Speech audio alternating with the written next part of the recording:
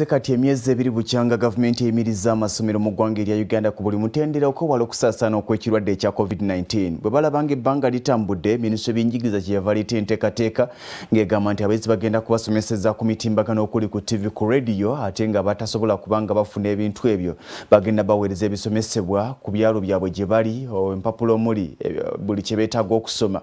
Naye abeebuuka okufaanaganako n'ebitundu ebirala gye bateeka enteekateeka eno bagamba nti ebyabaweerezeddwa tebimala wadde ekimu kyakubiri ku bayizi be balina, era nga bagamba nti ebisinga bye batadde mu nkola birabika okuba nga biganye okutuukirira eri abaana baabwe.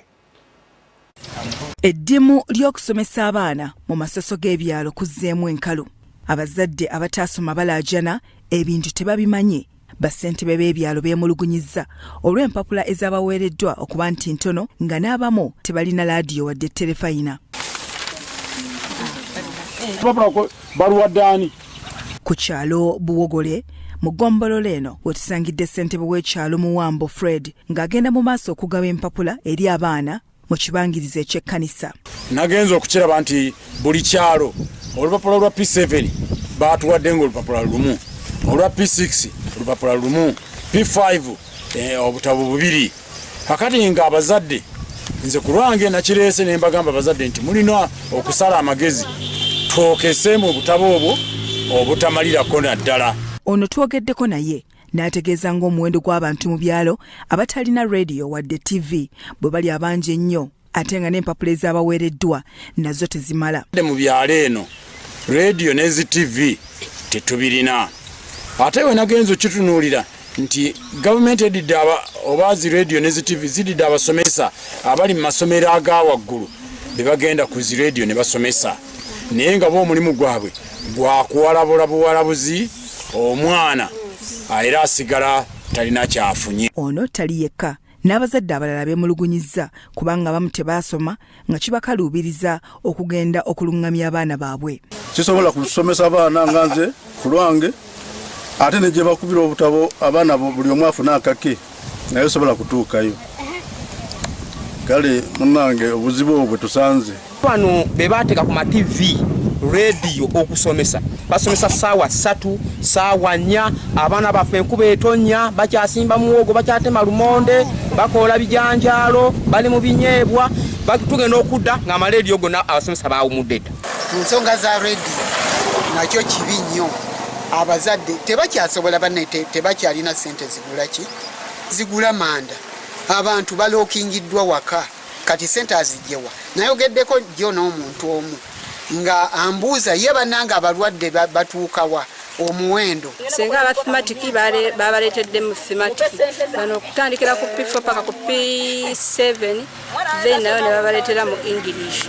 Naye kati ekizibu ekiriwo byonna babireese mu Luzungu. Oluvannyuma tweyongeddeyo ne tugenda ku mwalo ogw'Enkombwe guno gusangibwa mu muluka gw'Ekiringo mu ggombolola y'Emo. Era ne tusanga ssentebe w'ekyalo ekyo Fred Senkungu ng'asomera mutabani we nga bw'awandiika Moses Sonko ng'onasoma kibiina kya 6. At school using to change from one city to another. Nafunye akatabo k'ekyomukaaga kamu ng'ate n'abaana ab'ekyomukaaga nange mbalina babiri. Akatabo kano sisobodde kagaba mu batuuze. Nemba nga njagala kukozesa omukisa guno kubanga Bayibuli webeyogere gamba ati naasookanga n'abeewange. Atunnyonnyodde kusomooza kwasanze omuli okuweebwa empapula entono ng'ebyokwesomesaamu si bye baliko, okuleka okukoppa akatabo konna, okukazza mu bitabo era kati bali mu kaweefube wa kukoppa notisi. Wano pikipiki okugenda erugazi gye basobola okwokeramu olupapula luno okozesa emitwalo 3 amagenda n'amadda.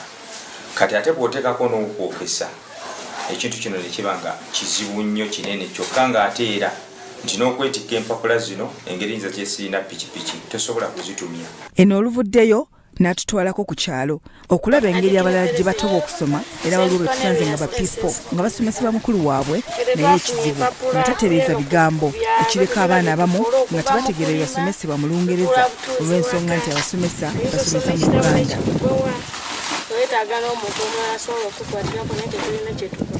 So the challenge facing with these children is as follows. You were a teacher? I'm not a teacher by profession. Yeah.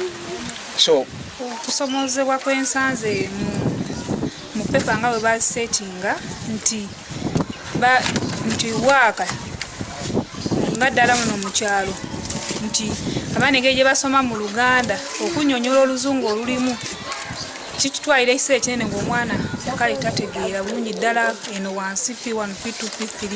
Tusobodde okunoonya Kizito Julius Musaasizi atwala ebyenjigiriza ku lukomo lw'essimu n'atunnyonnyola ku bimu abazadde bye byamulugunyizzaako. So tekiri nti buli kintu kyonna kiri mu Luganda naye oluzungu lwennyini balusoma mu P1. So empapula ezo ze twabawadde wadde ziri mu luzungu